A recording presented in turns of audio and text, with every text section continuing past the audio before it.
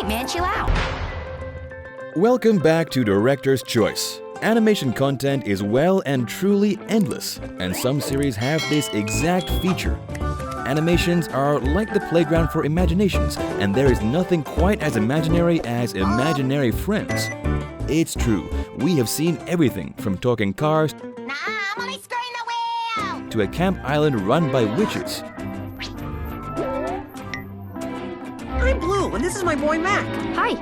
My name's Atsuko Kagari. It's a pleasure. When you think about the inhabitants of a foster home, your first thought is most likely to be about children, not their imaginary friends. Sweet of you to notice. But someone thought about it and created an amazing show that first aired well over a decade ago. In today's episode of Director's Choice, we are talking about Foster's Home for Imaginary Friends.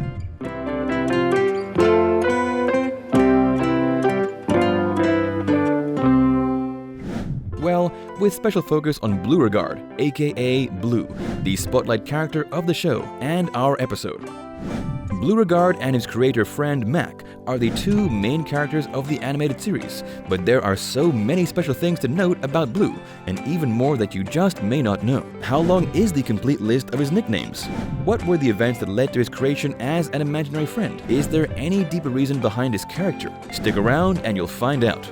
Here is everything you didn't know about Bloo, and some things you just didn't realize. Let's get into it. All the imaginary friends in Foster's Home for Imaginary Friends are creations of a human child's imagination, and what that means is, for whatever reason the child needs an imaginary friend, they can make one into whatever image, personality, or purpose they want. But they have rights just like everybody else. It's not fair. Now, unlike in the real world where you are the only one who can interact with your imaginary friend, the show takes it up a notch. In Foster's Home for Imaginary Friends, the imaginary friends actually exist in reality when they are created. He ran from you. Hey man, I'm really sorry I knocked you down like that. I thought you were blind. Although the children outgrow them by the age of 7 or 8 and they often have to let them go. When a child has outgrown their imaginary friend, the friend gets sent to the foster home so that they can be adopted by other children. Some kids aren't that creative, so they just copy what they see on TV. What are you gonna do? Furry, fuzzy, fluffy, funky. Oh, man. Woo! For Blooregard, he was created by Mac when the human boy was 3 years old. Mac needed some comfort after his favorite blanket was taken away, and he decided to create an imaginary friend to help him get through it. And that's how Bloo was born. You okay, buddy? Phew, that was close. It's okay, Blue. When the show starts in the very first episode, Bloo and Mac have been friends for 5 years. Until Mac is said to have outgrown his imaginary friend, and Bloo goes off to live at Foster's home. Look, stupid. You call this vicious? In his search for a way to remain with his best friend, Mac made a deal with Madame Foster, the founder of the Home for Imaginary Friends. Mac agreed to visit Bloo every day to prevent another child from adopting his friend, and he mostly stuck with his promise. Do you have any idea what I've been through all day? Where were you? School.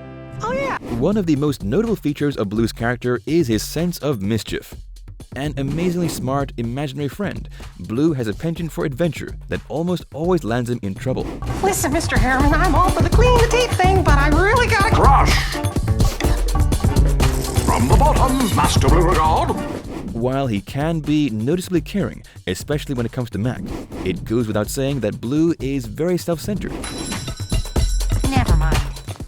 As the crew goes on several adventures, Bloo winds up taking the best position for himself in any given situation. Why? Oh! Hey, lady, look, I really gotta go. How much longer? He remains oblivious to the effects of his self-centered behavior, even when others call him out on it. Bloo has broken eggs, stolen things, gone onto federal property, broken windows, used an intercom at a space observatory to call out for aliens, gotten arrested, and even knows his security guard by the first name. However, did you know that his erratic and dangerous behavior is a way to test the limits Mac is willing to go to? See, it is highly probable that since Bloo knows that once Mac stops coming to the foster home, he will end up with another child. Look at me. Open your eyes. Look at me. Don't you leave me. He tries to self-sabotage by doing the craziest thing he can cook up. Each time he tries and Mac still comes around to visit, Bloo only doubles down on his terrible attitude and gets them into even more difficult situations. And that's why we see him go on a reverse character arc. Bloo starts as a nice, friendly, imaginary friend to a young boy, but as the series goes on, he becomes this jerk type of friend that everyone hates to love. While you can easily pass this up as a plot direction that made the show more entertaining, when you look deeper into it, you can recognize the patterns of anxious attachment.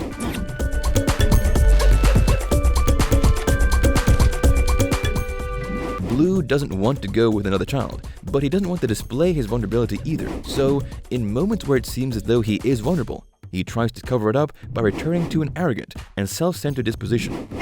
Exactly. Bloo can be very standoffish about his friendship with Mac, but when anything threatens it, he gets nervous and becomes willing to do anything to get Mac back on his side. Although Bloo gets up to a lot of mischiefs, at the end of the day, he just has a fear of being alone. So next time you wonder how they all put up with Bloo, now you know why. Alright, let's move this train along. Going back to the creation of the show, when Craig McCracken was making the characters, Bloo was the first character created. Initially, Bloo was drawn as a ghost that moved around like a human being, but later that changed to gliding or bouncing. Later on, the Cartoon Network website described him as a talking and living blanket, which would make sense considering the fact that Mac created him after losing his favorite blanket. Bloo has since been described as a jelly bean alongside all forms of appearances. However, McCracken's opinion of Bloo's design is that the imaginary friend is simply a thumb with eyes. A blue thumb. A toe pick. I'm a hot toe picker. When a show has as many episodes as Foster's Home for Imaginary Friends does, it is easy and understandable to lose track of what happened in which episode and all the other fun trivia stuff. Fun fact, Bloo is the only character to appear in every single episode and short of Foster's Home for Imaginary Friends. However, since this isn't a full-on trivia episode, we couldn't really dive into the details, but we did find some fun scoop for you. What about me, Blue? Am I fired too? Of course not. I quit. One more thing you probably didn't know about Bloo is his slew of nicknames. From adventures that need aliases to easy getaways that need funky nicknames, Bloo has been called quite a lot of nicknames in the entire run of the series. In fact, he has been called a total of 98 nicknames, and if you add his original names, Bloo and Blooregard, it becomes a total of 100 names for one character. Talk about uniqueness. Some of the fun nicknames Bloo has been called include Orlando Bloo, Lord Uniscorn, Blue Nana the Blarbarian, the Bloominator, the Blue Super Dude, Whip Smart McCoy, Bloofus, Bob Marley, Jacob Marley, the Ghost of a Christmas Present, and the Ghost of Christmas Future, Sir Bloo, the Little Darling, the Azure Avenger, El Stupido, Crazy Blue Man, Clyde, Coco, Not Blue, Blue Number 2, Pierre, Pierre's evil brother, Pierre's third cousin, and Pierre's girlfriend, Super Blue, Grandpap, the supreme god of all movies, Baby Blue, Bloozer the Big Fat Loser, and the Blue Buffoon. And that was barely half of his nicknames, which is expected since Bloo is really big on having fun and getting into awkward, dangerous, and unnecessary situations. Bloo can be an annoying pain for all the members of the unofficial crew at Foster's Home for Imaginary Friends, but he is still a part of them, and beneath all the frustrating behavior, carelessness, and self-centered attitude, he actually cares about his friends. Bloo will go to any lengths to right his wrongs, but before he embarks on that journey, it will take several reminders of his wrongdoing.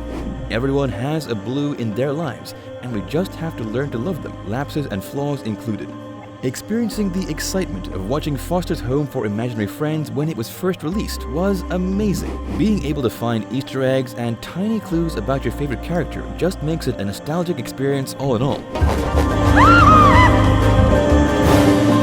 Excuse me, do you know how to get to Foster's? Foster's! Can you tell me how to get to Foster's? What was the most interesting thing you learned about Bloo? Is there anything you would like us to include? Which of the friends or characters would you like us to dive into next? Please leave a comment and let us know. That's all for today. Thank you for joining us on the breakdown of what you didn't know about Bloo. Take a look at this other recent clip by Director's Choice, and make sure to subscribe and ring the bell to be notified of our latest videos.